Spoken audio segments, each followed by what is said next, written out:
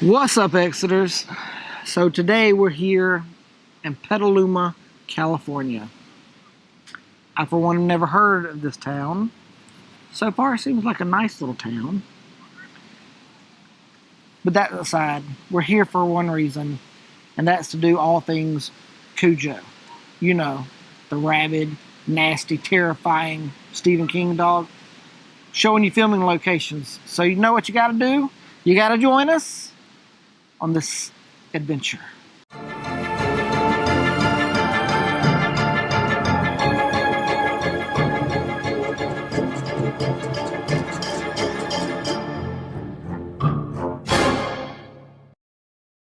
So Cujo was released into theaters August 12th, 1983. It was based off of a Stephen King novel that came out in 1981 with the same name, Cujo. The film required 5 St. Bernards, a man in a dog costume with a mechanical head. I bet he was hot in that thing. Needless to say, this film probably terrified everybody back then from owning a St. Bernard. Or just a giant dog in general. Yes. Yes. The thing with Stephen King's stories is that he can take something that you would never, ever in a million years think about and create horror from it.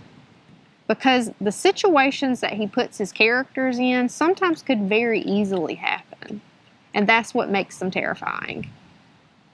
That's probably also what brought on the small dog craze. Out of Cujo was born small dogs because people were scared of big dogs. I'd like to buy a dirty little white dog, please. So, in the beginning of the film, you see Cujo chasing a rabbit.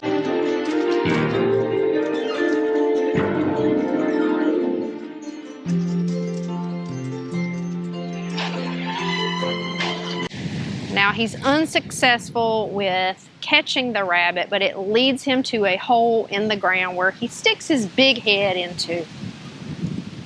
And he continues to bark until he wakes up a lot of sleeping bats.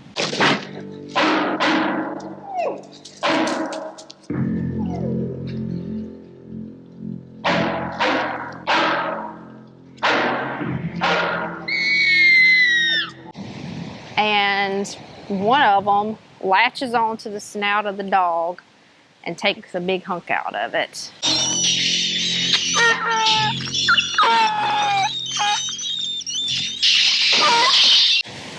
Giving him rabies, to which he progresses with getting worse and worse throughout the film. For our first location, we are here at McNear Park. McNear Park is located on the corner of G Street and 11th Street.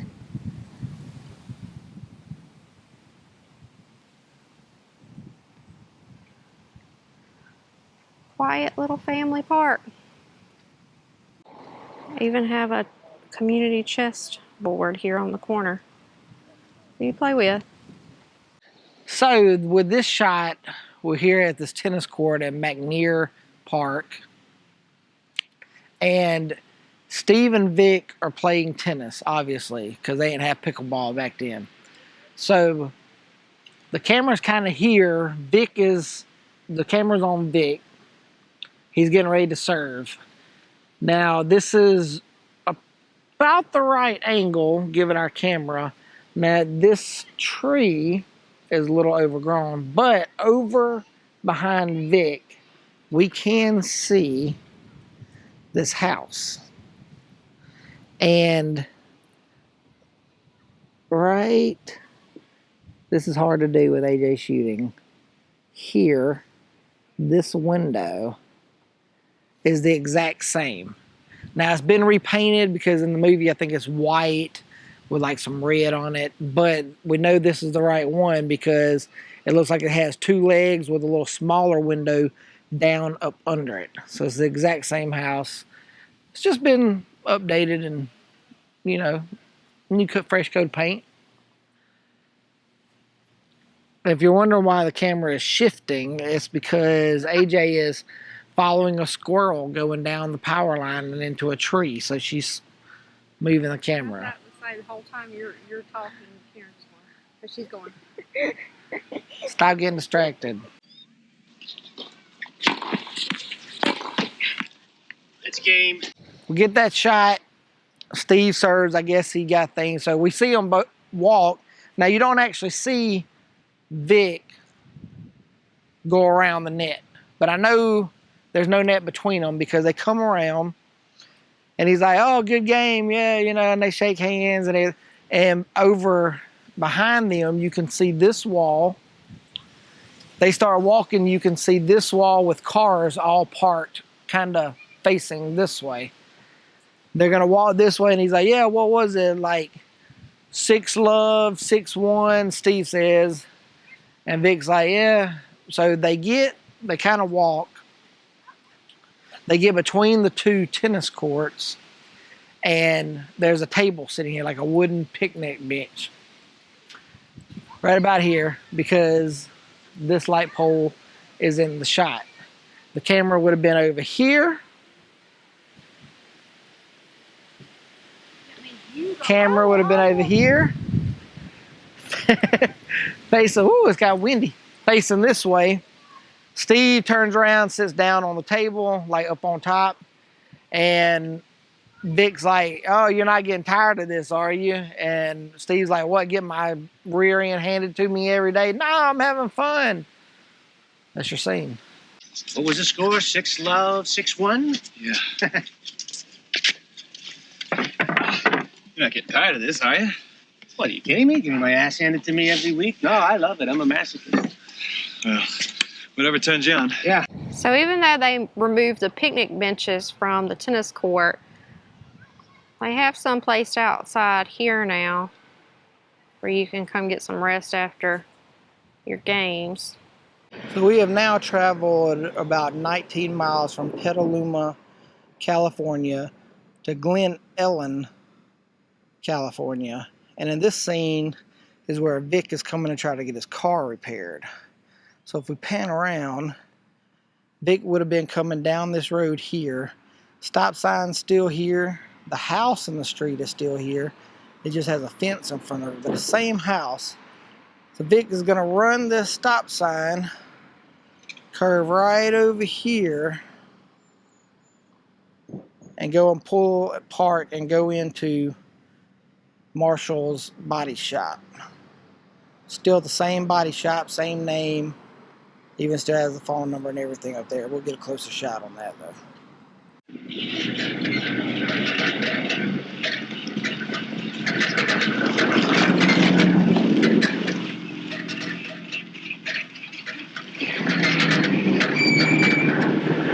You can see it still says Marshall's Body Shop.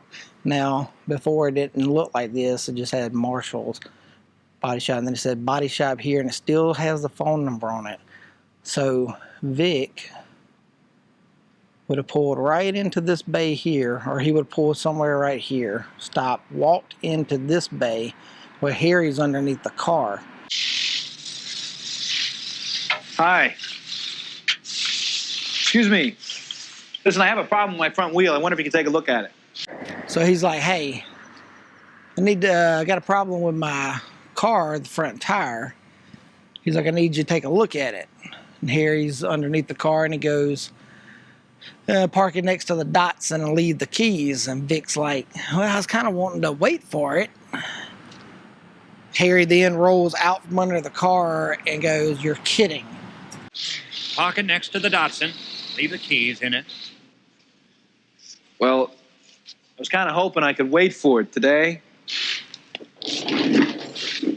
You're kidding. Mailman steps over and says, evening, Harry. Or later, Harry.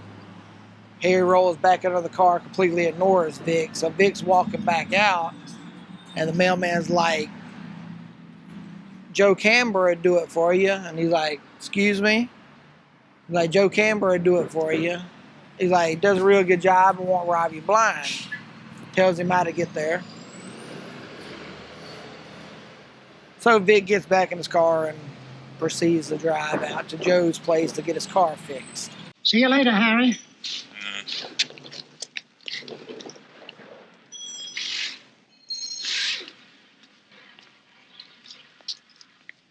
Joe Campbell will do it for you. What's that? Joe Campbell. Do a real good job and he won't rob you blind. So for our next shot, Donna's going to come up the street in this direction. This is Baker Street. She's going to pull over somewhere between this car and this gap. And she's going to make her way across the street at an angle to Steve's house. She is headed to Steve to be like, it's over, I'm not doing this no more. And we're going to show you Steve's house.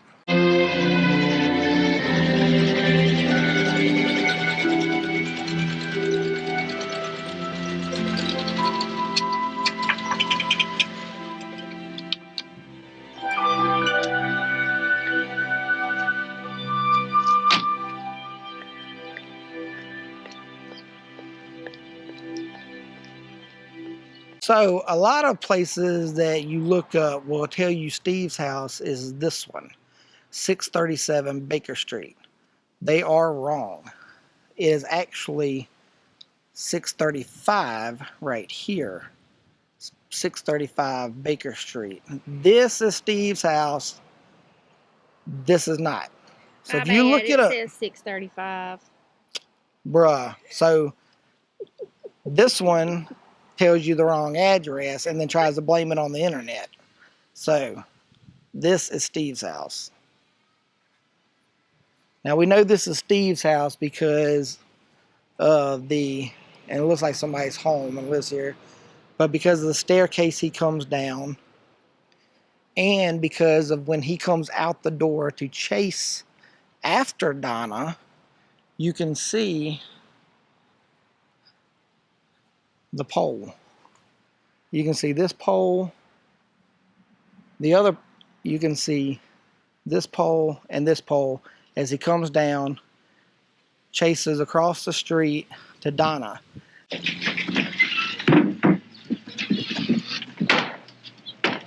Now, also in this shot, right where this tree is, in these cars, there was an old store that used to be there. There's now since been torn down, but as Steve is coming out of the house and the camera's up on the porch high, you can see the store sitting right there.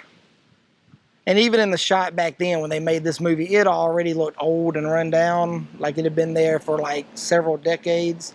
So there's no wonder, you know, as to why they tore it down. So in this shot, we have Vic leaving work early. He's coming down what is now Bodega, and he has just passed Wallace Court right here. Now we see this house in the shot. We also see this house, but it's a different color. There's no dead end sign, but the sign is facing this way, and it says stop ahead. And in a minute, he's going to pass by Steve's road and see Steve and Donna.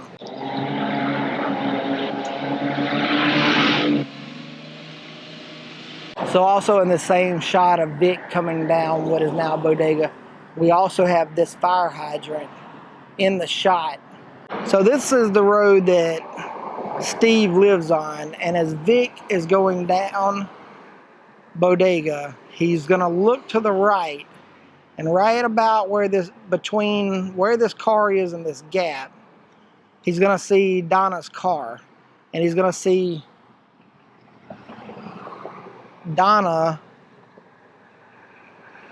trying to get in the car with Steve, kind of grabbing her by the shoulder and them having an argument. And this would be Baker Street that Steve lives on.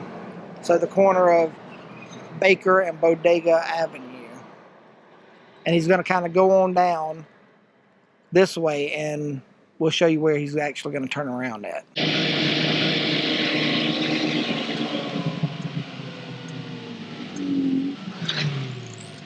So this is going to be the area where Vic makes his U-turn, and tries to go back to where he saw Steve and Donna. Now in the shot, we can see this house because it looks like it's got little things hanging off of it. You can barely see the steps now because of the bushes, but you can also see this house that looks like it's plain and closed in. You can see the steps and the peak on this house, and as he makes his U-turn, he's going to U-turn it right here, get the horn blown on him, kind of go across this driveway, and you can see this unique looking porch on this house as he's going back to try to find out what the crap's going on with Donna and Steve.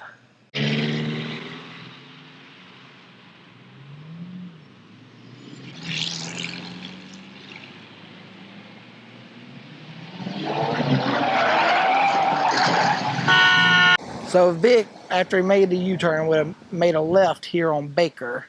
He comes back, Donna's car is gone, no Steve, and he makes his way straight on down the street.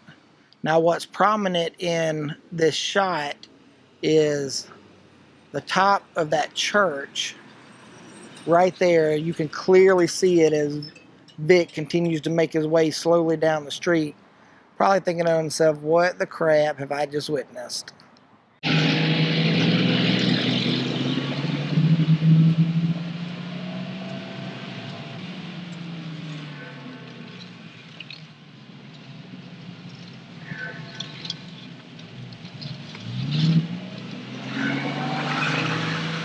We're here at St. Anthony's Catholic Church. Now this church was used as Tad's school in Cujo.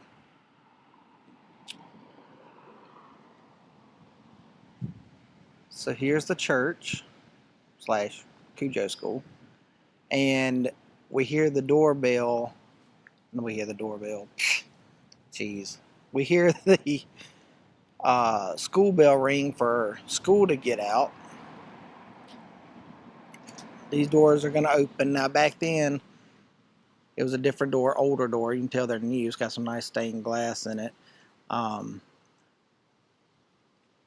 But they would have been solid white. Also, this like handicap ramp was not built either. The railing is also different. These white rails were not there. It would have been just two little black rails that kind of came down like this. So, school's out. Tad comes out the door, down the steps. He runs. He would have went through this fence area.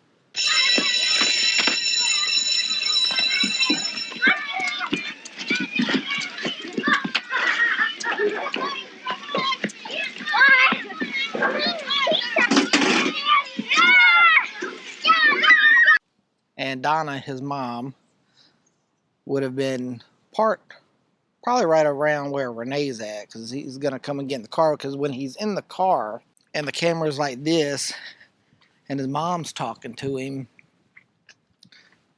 through the window behind Tad, you can see this angle of the church. Hi, Pumpkin. Hey, look what I made. Hey, that's really nice. Uh-oh, what happened to you? Nothing. So it leads us to believe that she was actually parking here, which would have mean she would have had to circle around the school and came out that way. Here's another shot of the church, aka school in Cujo. This will be from the side. Nice little church.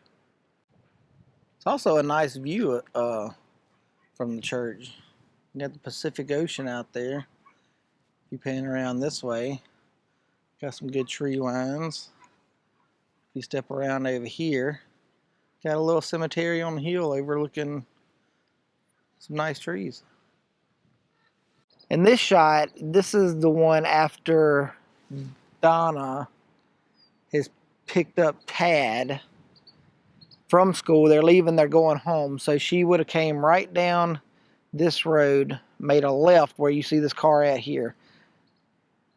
Now, this shot's pretty much the same. The house is still the same color here that she drives in front of. Well, it's a darker yellow, but still the same color. You can see all these buildings in the background. Now this tree here, back then, was just a little bush. But, my phone stopped going off. But, as they're turning, you can see some gravestones. The first one being this one right here. You can clearly see Lynn hairs across it. Now it is more of a zoomed in shot. You know, we don't have a zoom lens, so you would have got something about like this right here. And as it pans down, you can see about that much right there, Mammy, and then not sure if it's I or L in the frame. But as the camera's following the car in this direction, you can clearly see the next grave, Rosie, on it. So it pans, you see this one, you also see these two that are slanted back in the movie. It follows the car to roughly right about here, and then it cuts to them inside the car. With Tad With having fun. Tad having fun because he's like, woohoo! Because the car is bucking and shaking and everything else.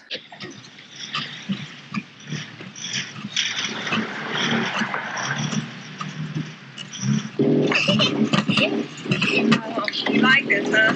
It's fun. This would have been like the legit route she would have taken to pick him up from school, because that school, you make that drive, and the house that they live in is literally 5 minutes away. Yeah, you would have gone to this end, to the main road, hung a right, and then made your first left. So Yeah. it's not like she drove way out of the way. Like, oh, I'm going to drive 5 miles around this windy road when really the house is over there. So for this shot, Vic is pulling up to get his Tad, his son. He's in his convertible red Jaguar. He's coming right down the street. There's some kids and stuff playing here. And he's going to pull up right about where our truck is right there and start walking in this direction.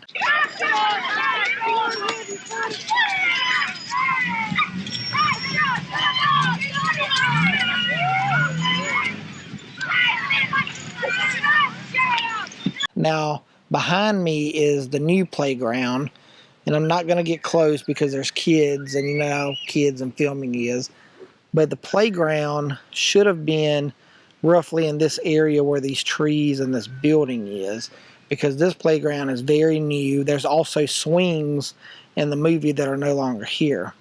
So Tad sees his dad. He comes running. Vic kind of talks to him. He's like, Are you enjoying summer camp? yeah. And Tad's like, nah, man, I freaking hate that junk. You're talking about summer camp. Summer camp. Sucks. Summer camp. Summer camp blows. He's like, nah, Dad, what you talking about? Summer camp. Summer camp sucks. I want to go back to that crap. You having a good time at summer camp? Nah. No? Yes. Your mom said you were having fun. So he picks him up on his shoulder, and he's going to take him back to the Jaguar. And in the shot, if I can somehow duplicate, he's got Tad up on his shoulder. I'm going to use Renee as Vic. Come over here, Vic. Right about here. He got Tad up. The camera's kind of zoomed in and down. It's kind of like this right here. And because you can see this light pole right over Vic's shoulder, kind of in front of his face. Over the shoulder. Yeah, home we go. Think you can beat me to the Jaguar? Think you can beat me?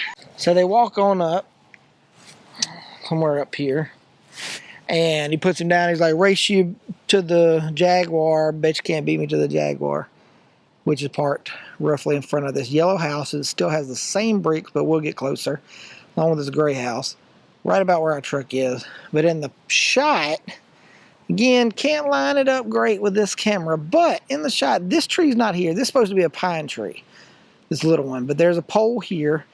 This one is just off camera to where all you get is the branches, but you can see this. You can see this tree and this tree. Now, this bleachers looking thing is also not here. There's a fence that goes down and around, but you can, if I get a little closer, walk on over here, doing the work for you guys, trying to set these shots up good. But what we can see from back there in the shot, we can see the light pole. We can see 2 windows on this house. Now, the trees are now covering them up, but it's the exact same house, exact same wood color, but you can see 2 windows in it. Again, this is not here, so chain link fence kind of makes a 90-degree. But you can see these 2 houses, because he's parked right here, and they take off running towards the red convertible Jaguar.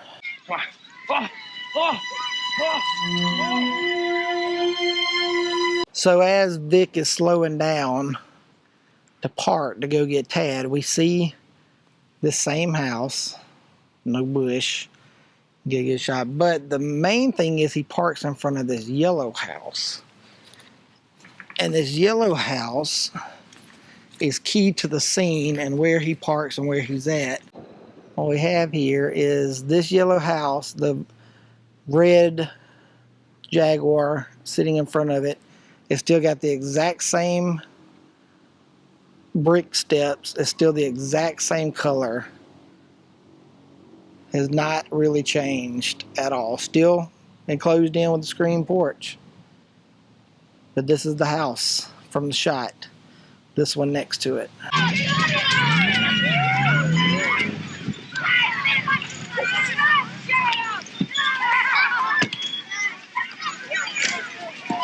So we're here at Vic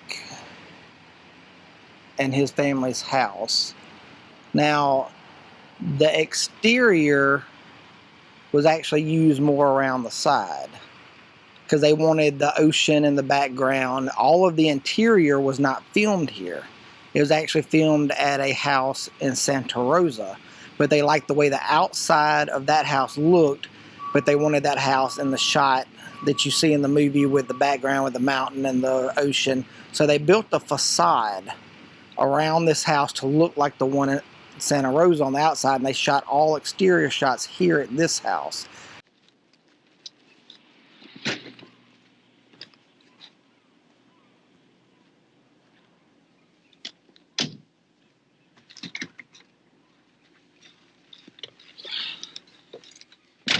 Now when Vic is leaving for his trip and he's coming down the driveway to this exact fence, in the background as he's pulling away and Donna's chasing after him, if I pan around, you can see this house here in the shot.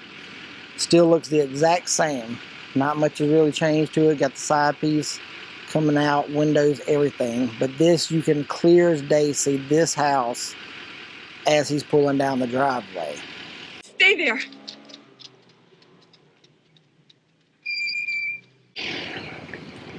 And they would have had to have built a longer driveway to over here because, I mean, it's a pretty long driveway, and as you can tell now, unless it's been redone, not really a longer driveway. But you got all that would have been fake. No shots on the interior here, all in Santa Rosa. And around the side would have been fake too. That way you get a good shot of the ocean in the background that they wanted for the movie. So there you have it. This is the exterior of Vic and Donna and Tad's house. Minus the facade that they built. So this is a shot of Gary's house. Now it looks a lot better now than what it did in the movie. But it's the same house. There's the front door. So Gary would have actually been around the side.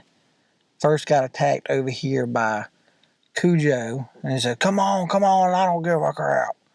And then decide he does care and walk right around here and try to go in the front door where Cujo's then going to get in and get him and have him a nice Gary supper.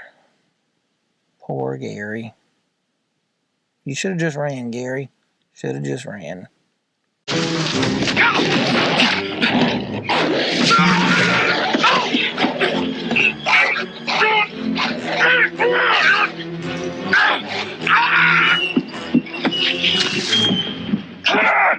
Come on! I don't give a shit! Hear me? I don't give a shit!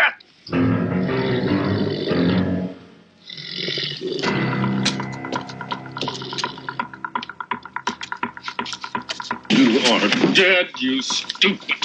So here's the side steps that Gary would have went up right here. Thrown Cujo back down off the thing, off the steps and porch, yelled at him, and then went right up these steps and kind of went around and went into the screen door of the front, only to get terrorized some more by Cujo and eventually eaten.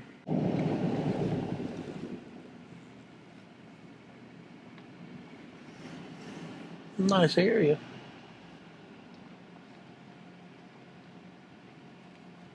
This is the shot of Donna and Tad going to get the car worked on.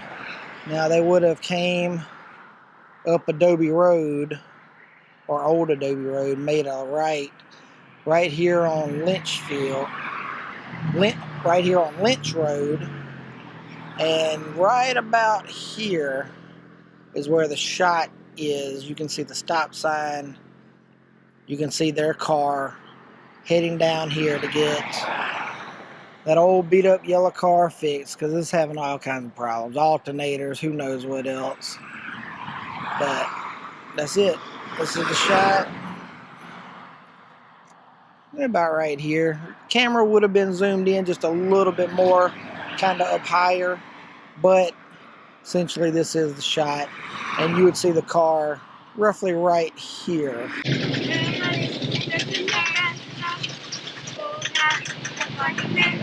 Oh my goodness, oh my soul, damn Dallas.